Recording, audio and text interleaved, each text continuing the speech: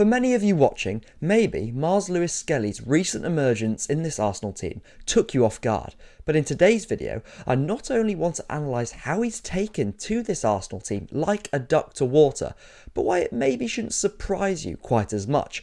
I don't want to start in the most obvious places, like for example his spin, drive and pass leading up to the Jesus assist for Saka against Monaco, or, as this video will focus on a lot, with his most recent impressive performance against Ipswich. Instead, I want to take you back to the very first minute away at Selhurst Park, in that cacophonous atmosphere, Arsenal needing to settle ourselves down. Myles receives it in the middle of 3 Palace players collapsing on him with no real passing lanes available. He draws them in and then wins a foul. This not only speaks volumes of what we saw more of against Ipswich, but this one action tells us so much about why Myles Lewis-Skelly scales up so well to pro level football. It's about how he uses his body to initially receive, then to shield, and then to spring us forward. As well as the confidence, how unfazed you have to be in this moment of real pressure, like we said at the start of a game. I think I could put a strong argument together that, certainly across Arsenal's last 2 matches, Lewis-Skelly has been not only our most secure, but also our most ambitious player on the ball. I don't have to tell you what an exceptional blend of qualities that is. And finally, on his bravery and his ability to access the middle of the pitch. This is one of the qualities that he possesses the squad actually lacks. All of that making that scaling up to the first team that, if you've watched the scouting report that I've already put out on the channel on him, not that surprising at all. That scouting report obviously not only outlined his progression into the team, that pathway as an inverted left back, but also gave you the rundown of who Myles Lewis-Skelly is as a player, to which we will now turn and dedicate a whole video to, as well as demonstrating just why he's so well suited for this role on the left-hand side of this midfield diamond Arsenal have implemented over the last few fixtures. Welcome back to the Harvey Gratian YouTube channel. I'm so glad you found us or are joining us once more. And first, I want to talk about Myles Lewis-Skelly, of course, but I want to talk about baiting. Because to bait a press, for example, successfully, you not only have to have the physical capacity, of course, to do it, but also an understanding of how to time your actions. Let me tell you and talk you through what I mean. What Myles does so well is how he always, when receiving, allows the ball to run across his body so he can receive it front on his left foot, and that extra split second clearly entices the presser a fraction more, but also opens up the pitch. You are not receiving in that closed off frame, but with an option to go either way. A lot of the time, by receiving on this left side, he will continue to wait and then use the momentum of the presser against them and knock the ball and drive back in on the inside. And that is when you have that potential to continue carrying into space or pass back into the reopened territory.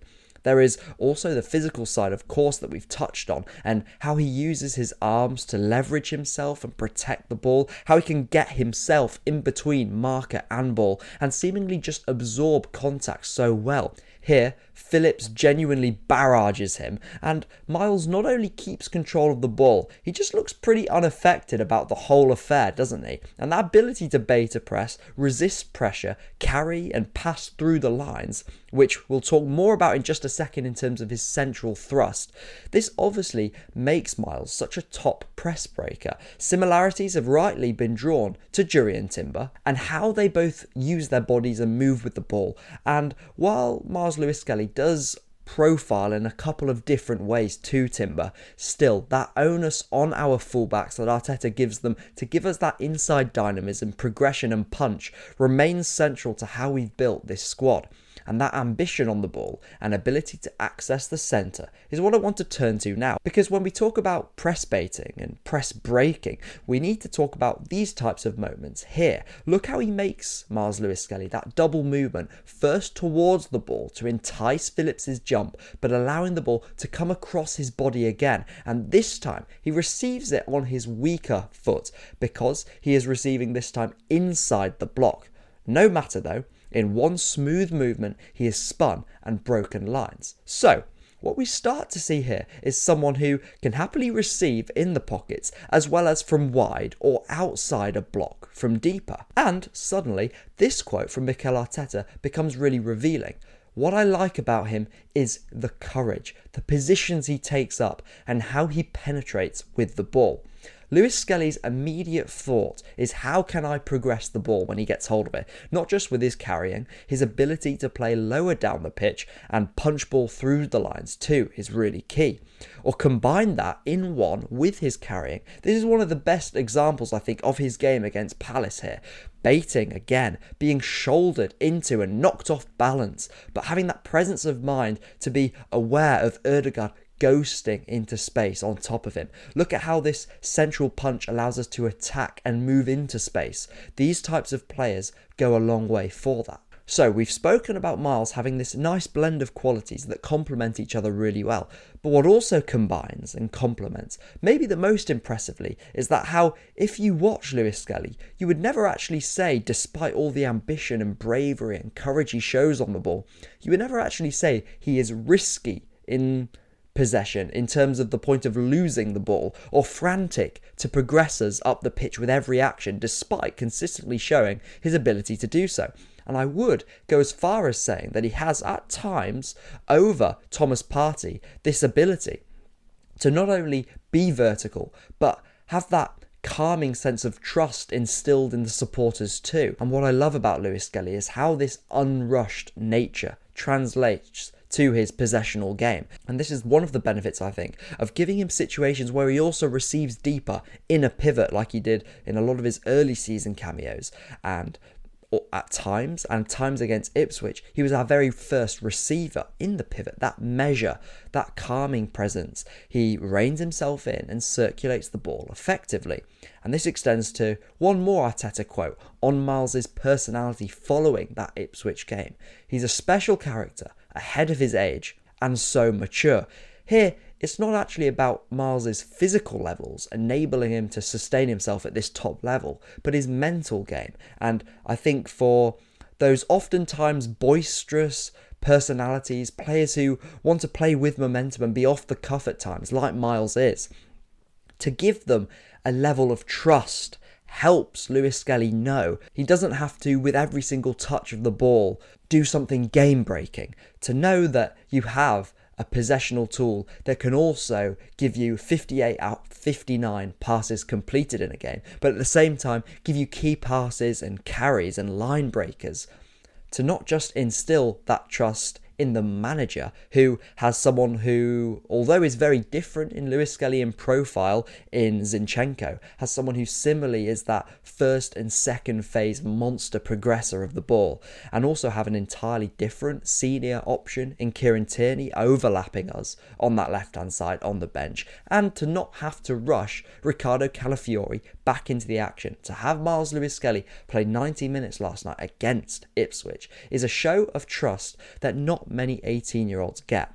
And that feeling for Myles must be incredible. And for him, as I hope I've demonstrated to you, for his specific personality, I think that's really important. Someone who now has instilled a trust in us, the fans, when we watch him too. That's key. Let's finish though with my favourite part of the video, but also probably the main reason for Lewis-Skelly, for now, maintaining his place in this Arsenal squad. And that's the shift back Arteta has undergone to this sort of midfield diamond, where for the most part Myles is inverting not into a lower pivot like his cameos earlier in the season, but into a left centre mid role, pushing Havertz on into that floaty, ghosty, off the shoulder threat, and setting us up a lot like this. And probably this video's main point is the importance of having a player who can play behind and in front of the ball at the same time in Lewis-Skelly. And in the diamond, this left back come left centre mid has to be all that at once, that deeper